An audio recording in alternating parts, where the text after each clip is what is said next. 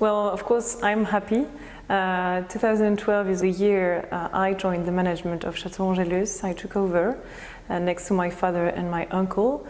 From that moment, I was, of course, very much committed and involved in all projects that I had in mind and that I inherited when I arrived here. So there was, of course, the celebration of a particular bottle that started in 2012 to celebrate 230 years of history, to celebrate the renovation, the unprecedented renovation of our estate. We had in mind, of course, to continue our progresses, in terms of the finesse, the quality of the wine, the excellence is something that we always have in mind, that we keep as one of our priorities. So that's really our main goal, our main focus. But on top of that, I had some projects of development. So it meant buying more lands, more hectares of vines that we did in 2012.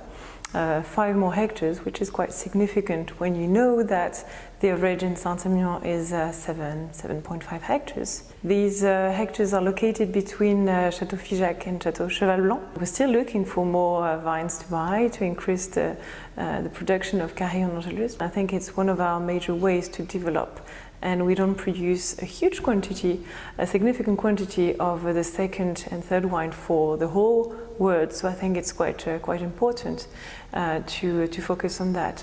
Well, I think that what we have made for the past years is important to consolidate, so to make sure that it's really stabilized and that there's a bright future for these projects that we've started, and to, if possible, to make it bigger, so we can have plans of investing more in lands in Saint-Emilion or elsewhere in France or even abroad, also for the second wine and third wine, which we have a very high demand that we cannot fulfill at the moment. So that's quite important. Now, in terms of distribution, because it's very important to not only take into account the production, that is the origin, the quality of the wine, but we need to think of the distribution, as I started in 2012 to narrow the scope of the negotiations that are selling our wines. We continue with Thierry to do that. I'd like to go back on the vintage itself, which has been a spectacular, a tremendous vintage, coming after 14 and 15. Already 2 beautiful vintages, so it is at least a trilogy. We'll see if it continues with 17. From, I'd say, mid-June until the harvest, we had fantastic conditions with hot days, cool nights, which ensured the acidity that is necessary for our wines to age and to become great wine with the time being. So Thierry and I wanted to be extremely selective, and we had given instructions to the technical team, to my father, saying that we wanted not to have a good or very good 2016, but an outstanding wine. And we wanted to be even more selective, even more precise, even more finer and elegant in the wines. Not that it wasn't the case before, not at all, but just to get an extra, I would say, an extra unit of precision and elegance. For example, if you take a picture, you have a very nice picture, but you can increase the resolution, the definition of a photo, of a picture. That's what we had in mind for 16. So it's really where Thierry and I started to bring our footprint really to the winemaking and to be really involved and participate as the 8th generation. So taking from that, it is also Thierry's first vintage, and for me it happens to be the vintage of the birth of my first child, so it had to be really something special and spectacular. So we worked very hard, as I said, to have something fine, precise, to work even more on the integrity of the fruit, and with long and slow maturation, we had the result was that we had very nice and smooth extraction particularly on the seeds, which brought some hazelnuts, some spices taste that we've never had in the past. And this is due to the fantastic climatic conditions that we had all along September and October. So that's quite special. One sure thing is that we've been affected in terms of volume. Here at Chateau Angelus is about 20% loss in terms of the first wine. For the second wine, we may not have a single bottle of wine, so it's much more severe. Now, I'm confident as of today that if the nature doesn't hit another time, we might have another great vintage, but it's too early to assess and to be certain about anything. You know, hail can happen, a lot of rain, sicknesses, you never know. Really, the nature really dominates, and until the grapes are picked and in our vats, you cannot assess, you cannot be certain of anything. So what I have in mind, even if I wasn't born, is 45 and 61, which were truly great vintages, mythic vintages, and they have suffered.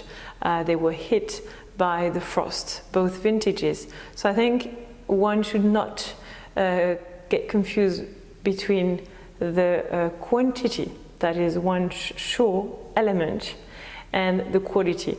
So even if 1991 is what people have in mind for the frost, I'm very confident that if we work hard and if the nature is generous from now on until the harvest, we might produce something that would be really good. Angelus itself is doing fine, and Carillon has been quite successful over the last years. Sadly, we cannot answer the demand. We estimate the demand to be 2 to 3 times bigger than the actual production is. So we realize maybe it's for us regarding the activity, something we could work a bit more, especially on the English-speaking markets. The demand is starting to grow, whereas it used to be only a product for the French or the European market, and also Asia is actually pushing a lot to get the second wine. We don't like to label it this way anymore, because it's not only a second wine used to promote the first wine, it's something apart. We have Angelus on one side, which is going to be a long-term aging wine, and on the other side we have Carillon, which is a bit maybe fresher, younger and easier to approach at the same time. It's not made to be consumed the same way. The bottle of Angelus is supposed to stay in a cellar for maybe 10-15 years, where Carillon is supposed to be to have a faster consumption. We try to increase the superficie of the vineyard for Carillon. So it means purchase. Sadly, as you are well aware, the price of the land in Saint-Emilion area is getting off the roof for the last couple or even 5 years. So it's difficult to find something interesting from the quality perspective and still reasonable regarding the price. And on the other side, we have the building of a brand new cellar dedicated to Carillon.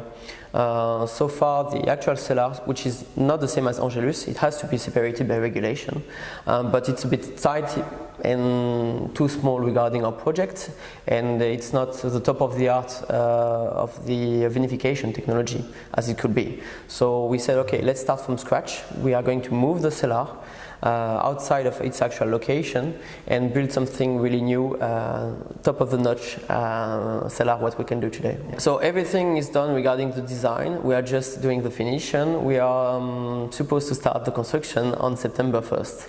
So pretty much what we are doing with Angelus, we can apply it to Carillon. So we will have smaller tanks, so we can indeed do better parcel vinification. And we will introduce the use of gravity at the same time, so to prevent the use from pumps, which okay, we have really nice pumps, but still the fact of using them, it's not perfect for the wine. And also to have the better processes currently within the vinification process. We are trying to find some really cold soil with mainly clay and a bit of maybe limestone below it, but we are really careful. We don't want to have too much draining soil, and especially this year, you know, we realize that the protection of the frost is something really important. So hopefully you can find in Saint-Emilion a bit higher vineyards which are a bit by this fact protected by of the frost. Actually, it's going to be so far a really great vintage. It was the case in 1945, in 1961, where it was frost vintages, but it doesn't mean that the wine is not going to be good. The yields are affected, but the quality of the grapes itself are actually pretty awesome. Currently, we are still 15 days ahead of schedule regarding the maturation. We have perfect weather conditions. If it stays like this over summer, it's going to be really nice vintages. Merlot wasn't really affected, so we will have nice yield of Merlot. We will see. It's honestly too soon to tell, but so far so good.